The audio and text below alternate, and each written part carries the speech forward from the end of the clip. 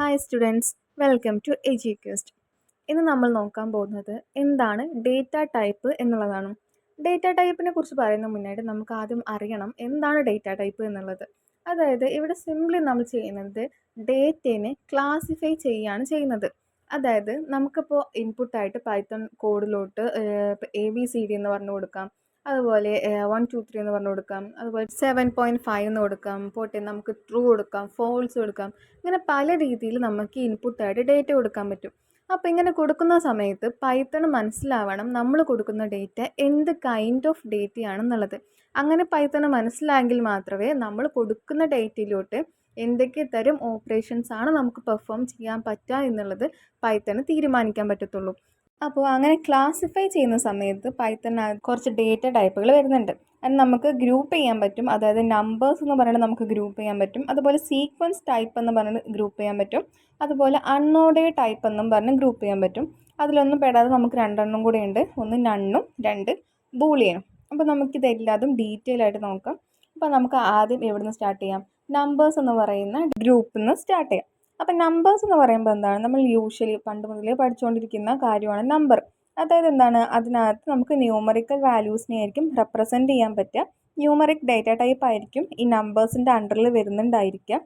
നമ്മുടെ number data ടൈപ്പിൻ്റെ അണ്ടറിൽ നമുക്ക് മെയിൻലി 3 ഡേറ്റ ടൈപ്പുകളാണ് വരുന്നത്. ഒന്ന് ഇൻഡിജർ, 2 ഫ്ലോട്ട്, 3 കോംപ്ലക്സ് നമ്പേഴ്സ്. നമുക്ക് ആദ്യം ഇൻഡിജർ എന്താണെന്നുള്ളത് നോക്കാം. നമ്മൾ നേരത്തെ ക്ലാസ്സിലൊക്കെ പഠിച്ച പോലെ തന്നെ ഇൻഡിജർ എന്ന് പറയുന്നത് എന്തായിരിക്കും, അതിനകത്ത് positive or negative whole numbers ആയിരിക്കും ഉണ്ടാവുക. പിന്നെ അതുപോലെ തന്നെ നമുക്ക് പൈത്തണിനകത്ത് ഒരു ഡേറ്റ ടൈപ്പിൻ്റെ ക്ലാസ് ഏതാണെന്ന് ചെക്ക് ചെയ്യാൻ പറ്റും, അല്ലെങ്കിൽ ഒരു വാല്യൂ ഏത് ക്ലാസ്സിലാണ് ബിലോങ് ചെയ്യുന്നത് എന്നുള്ളത് നമുക്ക് ചെക്ക് ചെയ്യാൻ പറ്റും. അപ്പോൾ നമ്മൾ ചെക്ക് ചെയ്യുന്ന സമയത്ത് അതൊരു ഇൻഡിജർ വാല്യൂ ആണെന്നുണ്ടെങ്കിൽ നമുക്ക് ക്ലാസ് ആയിട്ട് ഇൻഡ് ക്ലാസ് ആയിരിക്കും ഔട്ട്പുട്ടായിട്ട് കിട്ടുന്നുണ്ടാവുക.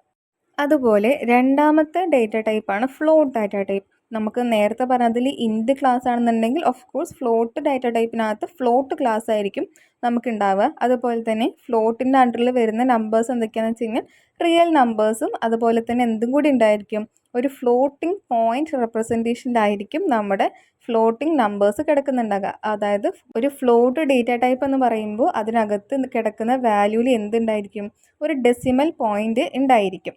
അതാണ് നമ്മുടെ ഫ്ലോട്ട് ഡേറ്റ ടൈപ്പ്. മൂന്നാമത്തെയാണ് കോംപ്ലക്സ് നമ്പേഴ്സ്. അപ്പോൾ എന്താണ്, നമ്മുടെ ക്ലാസ് എന്ന് പറയുന്നത് എപ്പോഴും കോംപ്ലക്സ് ക്ലാസ് ആയിരിക്കും. അതുപോലെ തന്നെ ഇതിൽ നമ്പേഴ്സ് എങ്ങനെയായിരിക്കും സ്പെസിഫൈഡ് ആയിട്ടുണ്ടായിരിക്കുക, അതിലൊരു റിയൽ പാർട്ട് ഉണ്ടായിരിക്കും, അതുപോലെ ഒരു ഇമേജിനറി പാർട്ടും കൂടെ ഉണ്ടായിരിക്കും.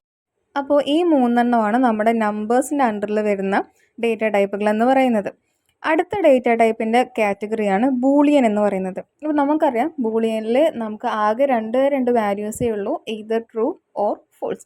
ഇതിൽ ശ്രദ്ധിക്കേണ്ട കാര്യം, പൈത്തണിനകത്ത് നമ്മളിത് സ്പെസിഫൈ ചെയ്യുന്ന സമയത്ത് ട്രൂവിൻ്റെ ടിയും ഫോൾസിൻ്റെ എഫും ക്യാപിറ്റലായിരിക്കണം, എങ്കിൽ മാത്രമേ അത് വാലിഡ് ആയിട്ടുണ്ടാവുള്ളൂ. അപ്പോൾ ഇത്രയേ ഉള്ളൂ നമ്മുടെ ബൂളിയൻ ഡേറ്റ ടൈപ്പിൻ്റെ കേസ്.